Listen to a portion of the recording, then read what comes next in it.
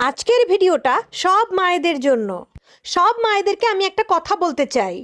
আপনারা যে নিজের মেয়েদের বিয়ের আগে মেয়েদেরকে বলেন যে যেখানেই ঘোরো যেখানেই যাও নিজের স্বামীর সাথে যাও, মানে বিয়ের আগে মেয়েকে কোথাও যেতে দেন না, না ঘুরতে যেতে দেন, না বেড়াতে যেতে দেন, না কোথাও আপনারা যেতে দেন। সব সময় বলে থাকেন যে যেখানেই যাও বিয়ের পরে স্বামীর সাথে যাবা। এই কথাটা আপনারা কেন বলেন?